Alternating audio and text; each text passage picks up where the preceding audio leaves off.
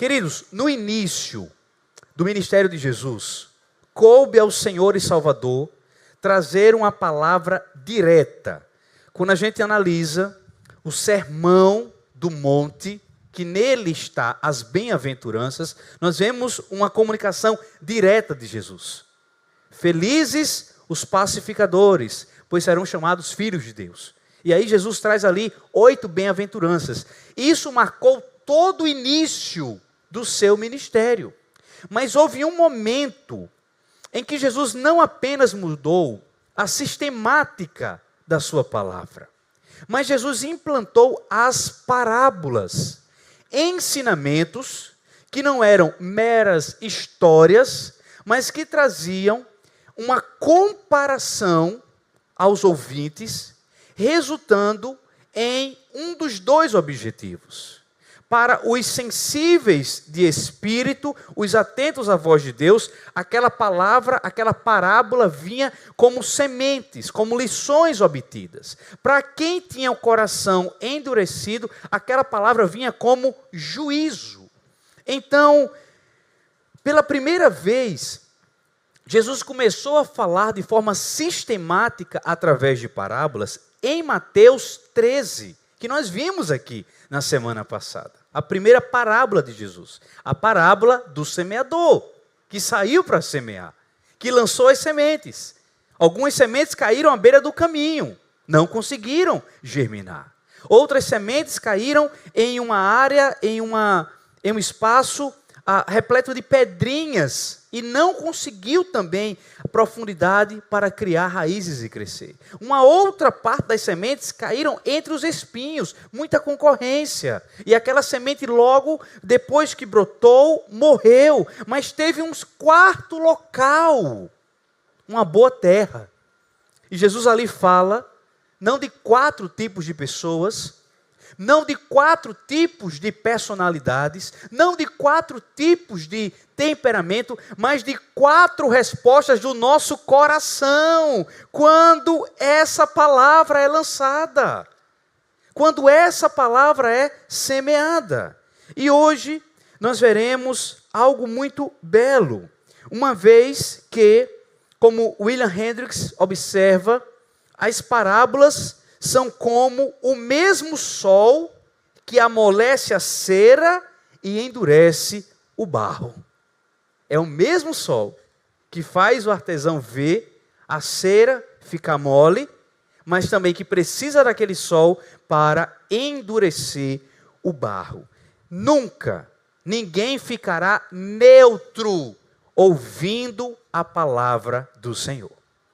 Ou nós abrimos o nosso coração, tomamos posse daquela palavra e colocamos em prática, ou endurecemos o nosso coração, podendo sofrer algum ato de juízo de Deus sobre as nossas vidas, e principalmente daqueles que não são salvos em Cristo Jesus.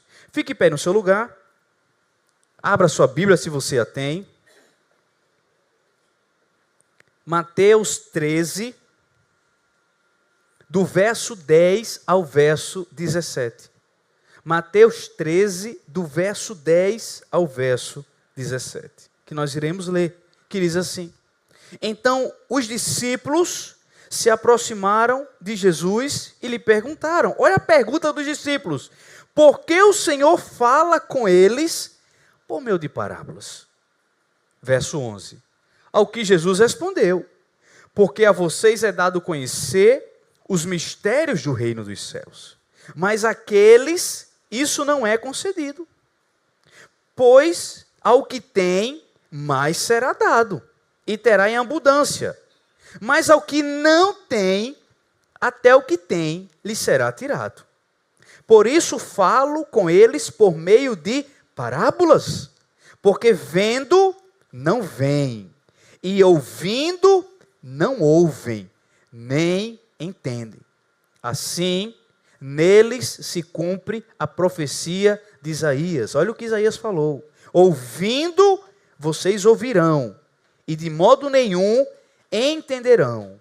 Vendo, vocês verão, e de modo nenhum perceberão. Porque o coração desse povo está o que, igreja? endurecidos. Esse é o problema. Corações endurecidos. Porque o coração desse povo está endurecido. Ouviram com os ouvidos tapados e fecharam os olhos, para não acontecer que vejam com os olhos, ouçam com os ouvidos, entendam com o coração, se convertam e sejam por mim curados. Mas louvado seja Deus, que chegou o verso 16, estenda suas mãos. Bem-aventurados, porém, são os olhos de vocês, receba essa palavra, são os olhos de vocês, porque vem. Escute, você vai ver o que Deus está fazendo. Você vai ver o que Deus vai realizar. Você vai ver o milagre do Senhor. E bem-aventurados são os ouvidos de vocês, porque ouvem. Todo ruído vai parar. E você vai ouvir a doce voz de Deus. Verso 17, finaliza. Pois em verdade lhe digo, que muitos profetas e justos desejaram ver o que vocês estão vendo, mas não viram, e quiseram ouvir o que vocês estão ouvindo, mas não ouviram. Glorifica o Senhor por essa palavra. Deus, muito obrigado, Pai, por tua palavra. Que haja atenção agora, que haja reverência, Pai. Deus, não é qualquer palavra, é a tua palavra, é o teu alimento, é a tua orientação para as nossas vidas. E nós estamos aqui em um ato consciente e espiritual de nos aproximarmos do Senhor. E nós queremos, ó Pai, por estarmos próximos do Senhor, ouvir a tua voz. Meu Deus, tem misericórdia de mim. Perdoa os meus pecados, ó Pai, minhas falhas, meus erros. Me conduz, meu Deus, no compartilhar e na ministração dessa belíssima e tão rica palavra, para a glória do teu santo nome. Que todos digam amém. Senta no seu lugar. Queridos, por que Jesus falava por parábolas? Você sabe responder essa pergunta? Pois a partir de hoje, biblicamente, você será capaz de entender o valor das parábolas, parábolas que ainda são alcançáveis em nosso dia e traz uma mensagem relevante para cada um de nós. Primeira razão, por que Jesus falava por parábolas? Porque o conhecimento do reino é um presente de Deus. Só quem conhece o Rei Jesus é porque recebeu de Deus o presente de ter ouvidos espirituais. Isso é bênção demais. Deus nos presenteou com ouvidos espirituais, outrora tampados, outrora totalmente confusos, ouvindo outras vozes, até mesmo vozes satânicas. Mas chegou o momento em que Deus tanto tirou os tapões dos nossos ouvidos, quanto as vendas dos nossos olhos, e nós contemplamos Jesus Cristo, o nosso Senhor e Salvador. A pergunta dos discípulos parece simples. E Jesus pega aquela pergunta simples para trazer uma lição muito valiosa. Qual foi a pergunta dos discípulos? Foi a pergunta seguinte: por que Jesus fala? Porque o Senhor Jesus fala através de parábolas. E a resposta de Jesus é que ele estava falando por meio de parábolas para aqueles que já tinham sido alcançados pelo amor de Deus, pudessem trazer para a sua vida, pudesse acrescentar à sua vida uma maior espiritualidade. Nós iremos ver isso adiante. Ou seja, ninguém descobre o reino por mérito próprio. É Deus quem concede tal entendimento. E isso demonstra totalmente o quanto o Senhor Jesus, ao ensinar, queria levar a todos ao arrependimento. João preparou o caminho para Jesus, trouxe o caminho, a pregação de arrependimento, e Jesus mostra a necessidade deste arrependimento para estarmos dentro do reino de Deus. Mas existe também algo muito belo aqui, que é dito no verso 11, quando o versículo fala acerca de mistérios do reino, porque a vocês é dado conhecer os mistérios do reino. A palavra mistério no Novo Testamento não significa algo misterioso ou esotérico, mas tem um sentido de aquilo que antes não tinha sido revelado, agora foi.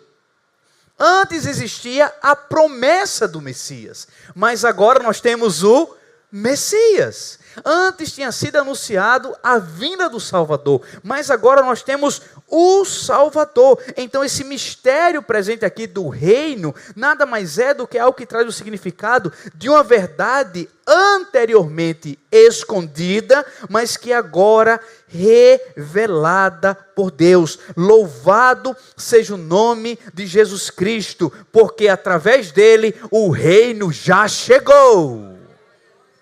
O reino de Cristo já chegou. Valquíria, poderia ouvir antes do culto sonhos, projetos para a cidade de Cabedelo. Mas como nós oramos, o que alegra mais meu coração não é um centro para crianças neurodivergentes lá, mas é o reino de Deus naquela cidade através da sua vida. Por isso, o que Deus mandar a gente fazer, façamos. Não é a abertura de mais uma unidade. Não é a abertura de mais uma franquia. Não. É o reino de Deus sendo espalhado. O reino de Deus. Existe um princípio espiritual no verso 12, que eu quero ler com a igreja. Pois ao que tem, mais será dado. Preste atenção, aqui não tem nada a ver com dinheiro. Aqui não tem nada a ver com patrimônio. Aqui não tem nada a ver com mais bens. Aqui Jesus está falando que onde houver mais espiritualidade, mais da presença do Senhor haverá. Quanto houver mais busca, mais presença do Senhor haverá. E meus irmãos, esse é o nosso combustível. É a presença de Deus. Eu não parei. Você não parou. Eu não irei parar. Nada vai te paralisar. Porque o nosso combustível é o nosso Rei Jesus. É o Rei Jesus, e é isso que Jesus fala aqui, com poder. Então quem responde a essa revelação recebida, recebe ainda mais luz, mais direcionamento. Quem rejeita a luz recebida, perde até mesmo aquilo que julgava possuir, não tinha. Esse era o princípio que Jesus apresentava aqui, a pessoas que frequentam a igreja há muitos anos, mas não estão compreendendo o Evangelho. Por quê?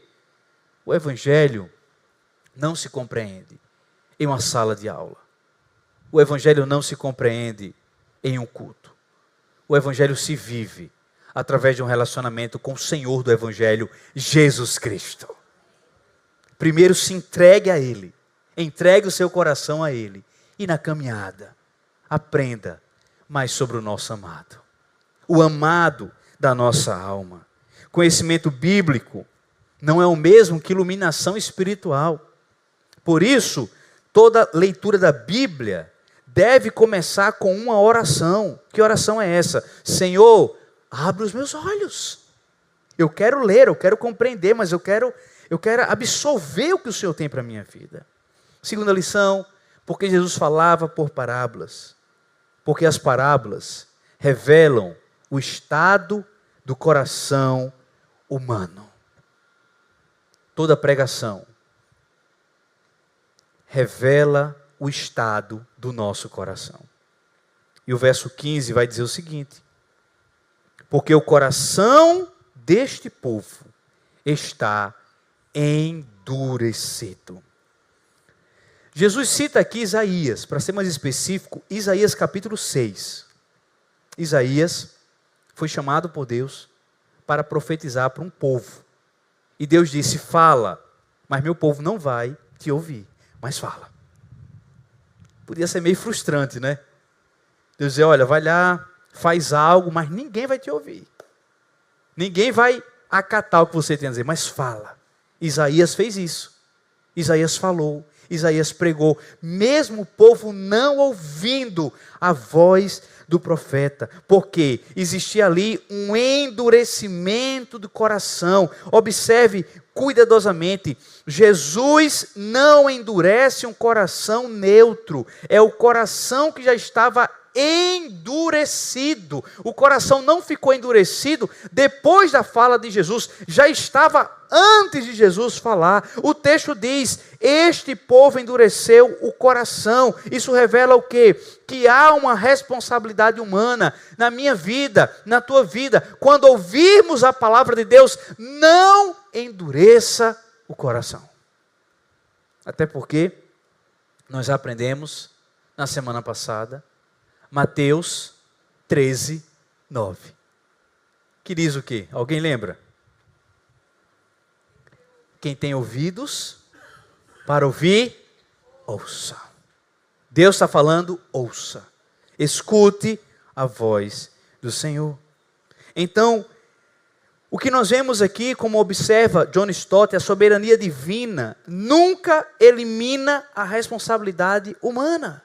Deus fala, mas nós temos que abrir o nosso coração. Deus orienta, mas nós não podemos endurecer o nosso coração. E o que faziam as parábolas, e o que fazem as parábolas, elas funcionam como um teste espiritual. Para quem ama a verdade, desperta desejo de saber mais. Para quem rejeita Jesus Cristo, é só uma história que logo em seguida é esquecida, é desconsiderada. Mas a mesma mensagem é capaz de produzir efeitos diferentes. Os que a recebem são edificados. E a palavra fala, que nós vimos semana passada, o que ouviu uma palavra, o que recebeu uma semente, multiplicou a 100, 60 e 30 por uma. Há um princípio importante também aqui, que o Evangelho nunca deixa alguém igual. Sempre produz um desses dois efeitos: salvação ou endurecimento, quebrantamento ou apatia. Podemos ouvir vários sermões, mas não é só ouvir, é discernir e aplicar. Podemos ler a palavra do Senhor e devemos, mas não apenas para passar as páginas, as folhas, mas para receber aquela palavra e levar para a nossa vida. Terceira e última lição: os discípulos são verdadeiramente bem-aventurados porque receberam a revelação de Cristo. E é isso que o verso 16 fala, que nós vibramos aqui. Bem-aventurados, porém, são os olhos de vocês, os olhos dos salvos, os olhos dos crentes em Jesus Cristo, porque veem. E bem-aventurados são os ouvidos de vocês, os ouvidos dos discípulos, os ouvidos dos que seguem Jesus, porque ouvem. Depois de Jesus falar sobre juízo, Jesus termina falando sobre graça. Bem-aventurado é exatamente a mesma utilizada nas bem-aventuranças. Feliz, Macários, bem-sucedido, alegre. E por que os discípulos são felizes? Porque eles escutam a voz de Jesus e guardam a sua palavra em seu coração. Abraão esperou ver o Messias. Davi esperou ver o Messias. Isaías esperou. Jeremias esperou. Daniel esperou. E nenhum deles conseguiram ver o Messias. Eu e você temos a bênção de termos contato direto com o Messias. Cristo veio ao mundo. Cristo morreu em uma cruz. Ele ressuscitou ao terceiro dia e hoje está sentado à direita de Deus e presente no meio da igreja. Sempre que houver 2, 3 ou mais no nome dele, aplaudo o nome do Senhor por isso. Esse é um privilégio, esse é um grande privilégio para mim e para você. E o maior privilégio do cristão em nossos dias é poder entender que hoje nós temos toda a revelação das Escrituras. Nós temos a obra da cruz consumada. Jesus já veio, já morreu na cruz. Nós temos o túmulo de Jesus vazio. Nós temos o Espírito Santo habitando dentro de nós. Sendo assim, queridos, tratando de ensinamentos e de sementes, não podemos tratar a Bíblia como qualquer um livro. Não, é único. Porque é o livro que fala do nosso Deus. É o livro que nos apresenta Jesus Cristo. É o livro que nos é iluminado por meio do Espírito Santo. Muito embora, preste atenção, o processo de inspiração ele encerrou quando o último livro da Bíblia foi escrito. Mas o processo de iluminação acontece todas as vezes que nós lemos a palavra do Senhor. Como é bom ler essa palavra. E o Espírito Santo ir nos conduzindo a uma compreensão do que de fato é a orientação de Deus para as nossas vidas. Tenho certeza que os profetas desejaram muito ver essa Bíblia completa e não chegaram a ver. Tenho certeza que cada culto é uma oportunidade que os primeiros cristãos não tiveram. Pelo contrário, sofreram uma grande perseguição. Eu concluo afirmando: as parábolas não são meras histórias, são ensinamentos de Cristo, ensinamentos profundos, fazendo comparações para as nossas vidas. As parábolas mostram o poder do reino de Deus, mas também as parábolas revelam a soberania de Deus. Por isso, a pergunta desse texto não é apenas por que Jesus falava por parábolas. A grande pergunta é: como está o meu coração quando Deus fala comigo, até por meio de parábolas? Mais uma vez, igreja, quero trazer essa palavra para os nossos corações. Avaliemos menos o mensageiro. Avalie menos a pregação. Avalie menos o estilo de culto. Avalie menos o tipo da igreja. E avaliemos mais o nosso coração. Obrigado pela atenção de todos. Deus abençoe vocês. Aplauda ao Senhor por essa palavra.